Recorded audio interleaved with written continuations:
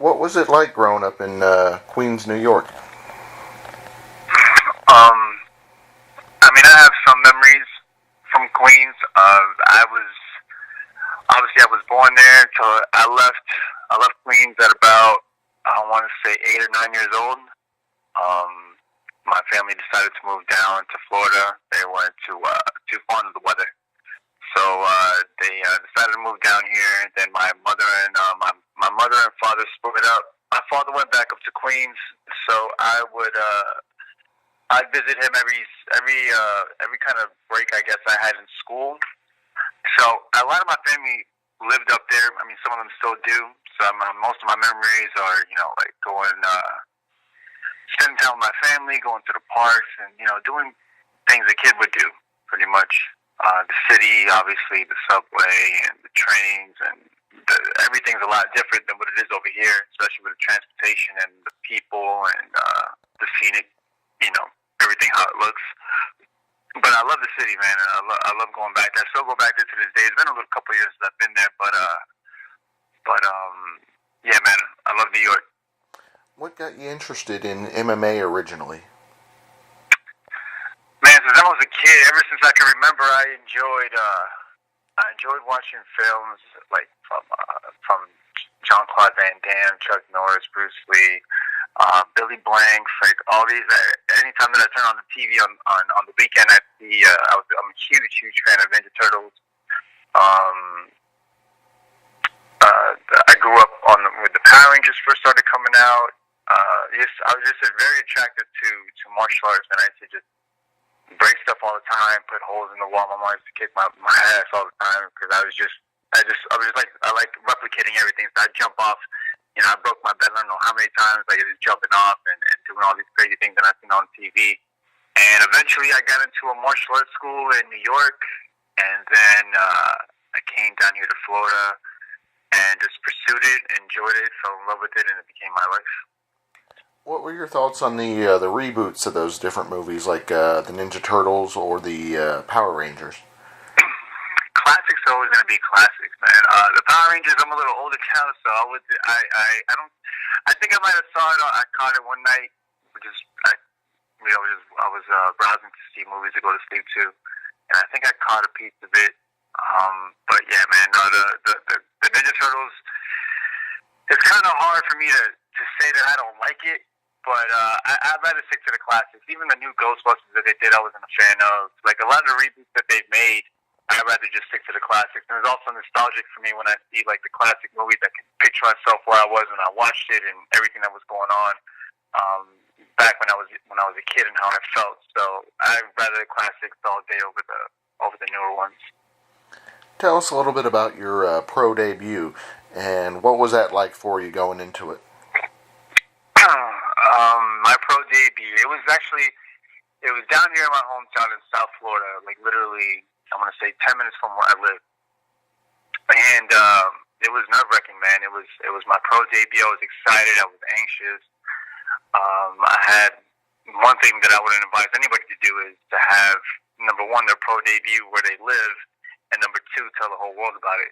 So pretty much that whole place that was packed in that arena was for me. Like I told everybody, I was so excited and I was so pumped. I was like, oh, you got to come out, you got to come out. So I was actually the first fight on the card. Anytime it's a local scene, there's always some kind of hiccup, something that goes on that it rarely starts on time when they tell you, and then it's like a hurry up and wait kind of process. So for me, it was like I was warming up, and they told me, all right, you're up, and then they were like, wait, yeah, we got to wait a couple minutes, and then all right, we're gonna go on now. So it was kind of that kind of back and forth thing. So that was getting me more anxious. Going into the fight, I had an agreement with my opponent that it was going to be a lightweight fight, and ended up turning into a welterweight fight because the guy somehow he said he couldn't make the weight or whatever, so I ended up being my first fight, a welterweight fight. And then now when I walk outside or step into the cage, I hear like screaming, I see everybody, like my friends, my family, it's just like, it's very overwhelming, but I ended up winning in the third round by TKO, and that was probably one of my most memorable experiences in MMA to this day. Just because it was the first one, it was in front of in front of everybody that I know, and it went the way it went. So it was very cool. You've had an opportunity to fight for many promotions, Bellator and UFC. What is the biggest difference between the two of those promotions? UFC is they're very organized. I mean, since from the time that you leave and you land to wherever you're going to land to, I mean, they have somebody to come get you. They have everything. There's been a lot of time for everything. It's very organized. The staff are, they're very friendly, really cool people. It's just obviously it's a bigger platform, so everything goes the way it should work. When you're on a more local scene, it's not as organized. Sometimes there's problems with the commission, or they're delayed, or they got this issue, or this person doesn't have these papers. It's just the professionalism. What the UFC is definitely top notch by far. Bellator came down here to Florida when I fought for them. It's been a couple of years, and it was only one time, but from what I remember, they were pretty professional too, but not on the level of where the UFC is at now. I mean, granted, it's been a couple of years in between the two, so I really couldn't say in comparison to now how Bellator runs. But Bellator, they were cool. They were organized as well, but this definitely is a lot smoother with the UFC, and obviously a lot more eyes that go on to the UFC. A lot more photo shoots and interviews, and they just have a lot more going on. But they make it enjoyable. Unfortunately, you had a couple fights there. Your first two that you were scheduled with the UFC, where you were injured. What was the injury, and how were you able to heal and recover from it? Well, when I fought in Titan last year in January, I sustained an injury in the fight with my knee. I went to the doctor, the orthopedic, and he was like, "Look, it's not. I wouldn't let you pass the fight." And pretty much, I took a lot of leg kicks that fight. So when we were talking about it, he was saying I wouldn't give you the okay. So he pretty much said that I needed time to rest. So fast forward to May. So I wanted to say that was the first week of February when I saw the doctor. I think my fight was at the end of January. So then May, I was supposed to fight in Dallas. So I got ready. Fight camp went great. Made weight. My opponent couldn't make weight, so they scratched the fight, and he was hospitalized.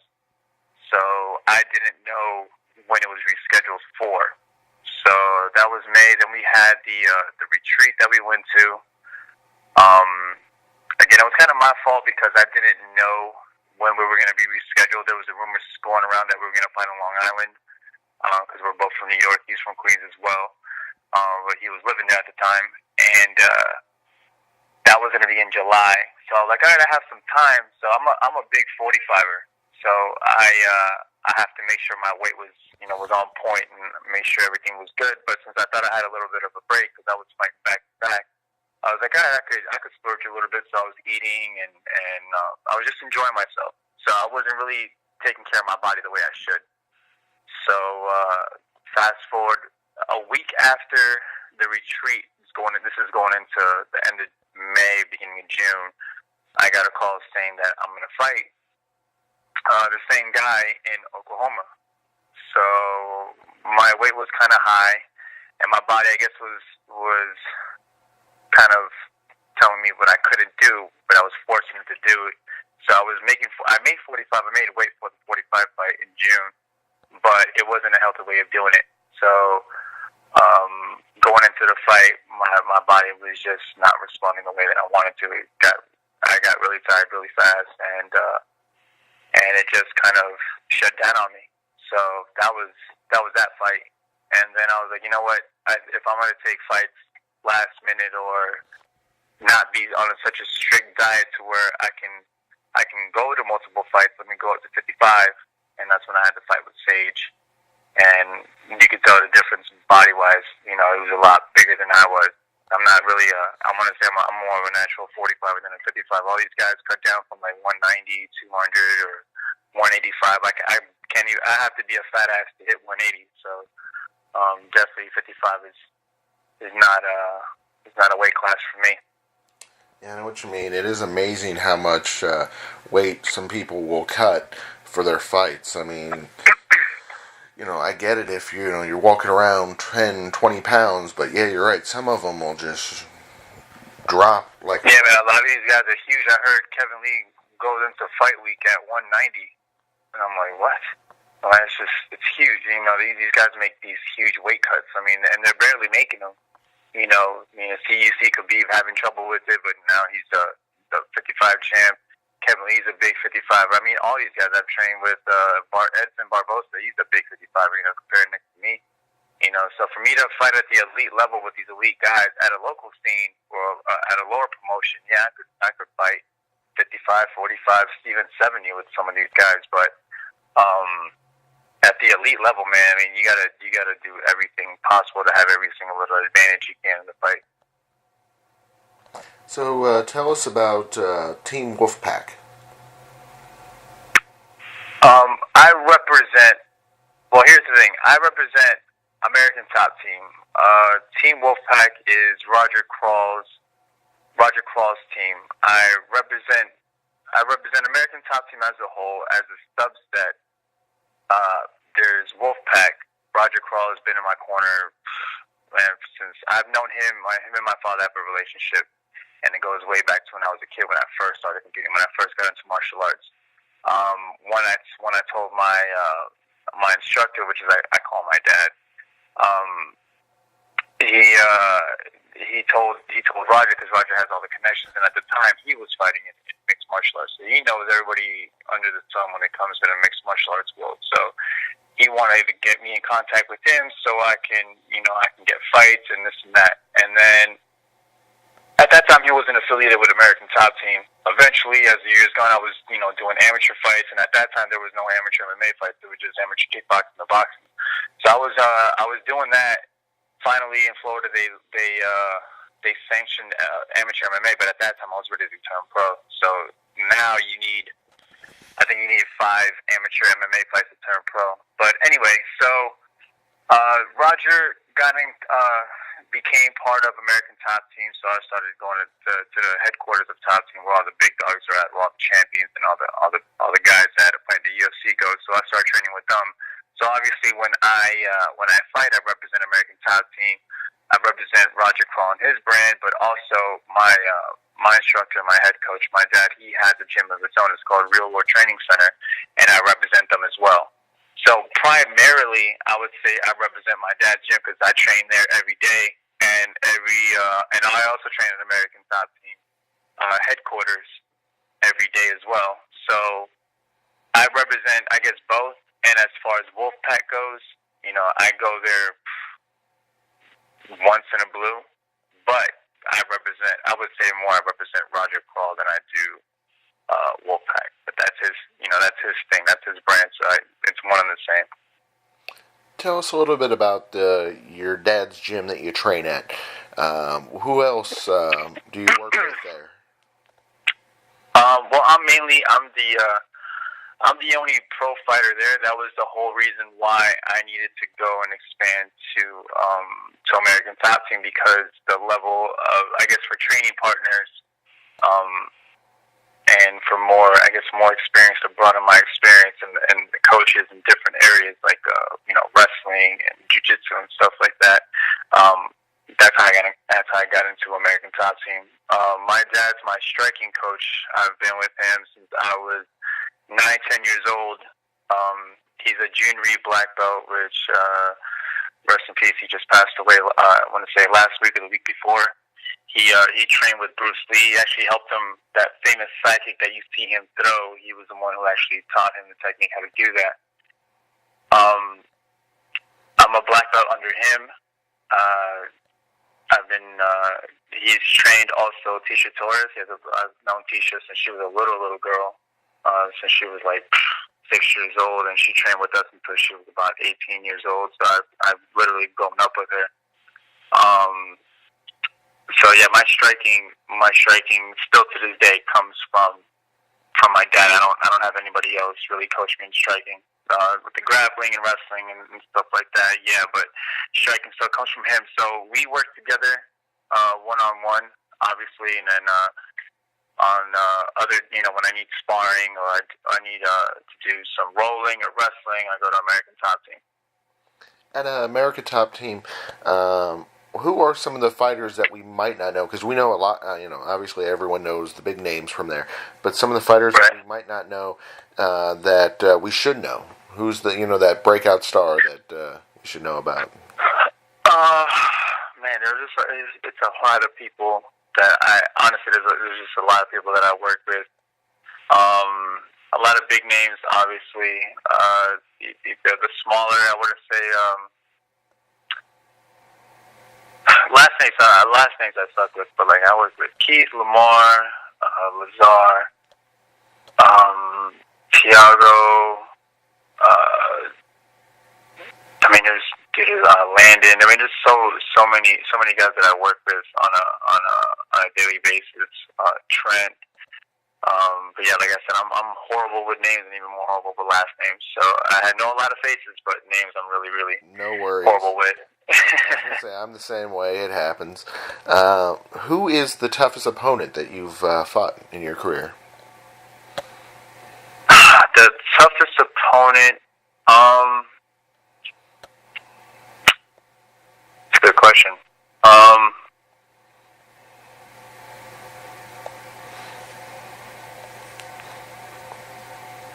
don't know, man.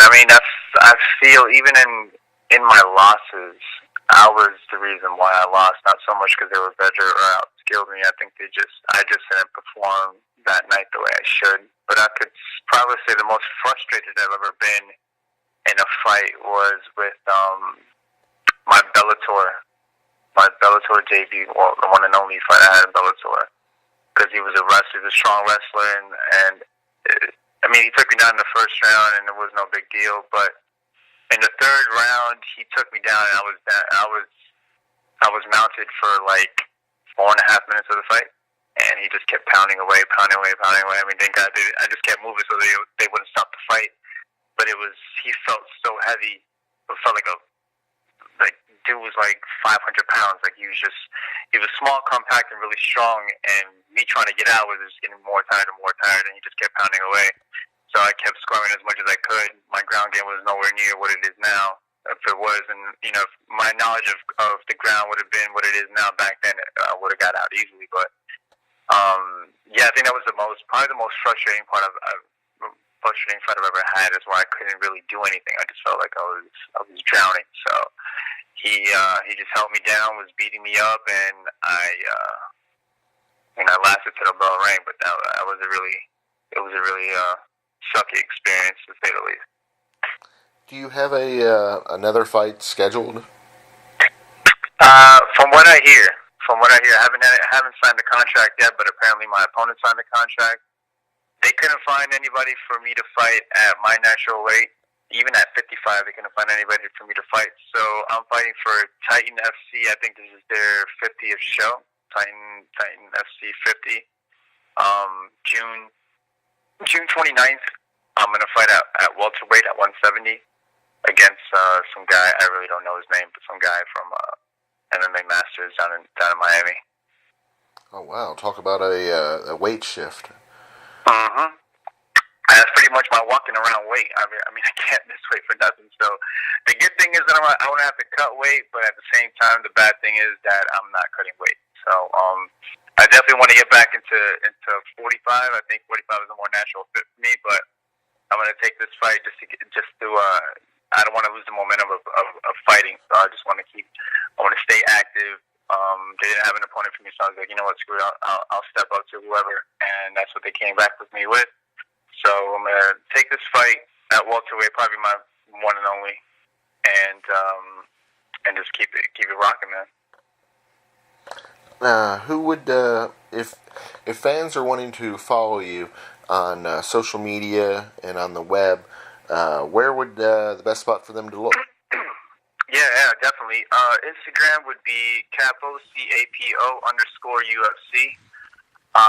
For Facebook, it would be Mitchell, Michel, space Capo, Capo, space Quinones, my last name. So it's Quinones. That's Facebook. Twitter would be the Capo _UFC. Snapchat is CAP0 _22. Yeah, man, I think that's it. Well, we greatly appreciate you coming on the show today, and then hopefully after your next big fight, we'll have you back on. Yeah, I appreciate it, James. Thank you for having me, man. My pleasure.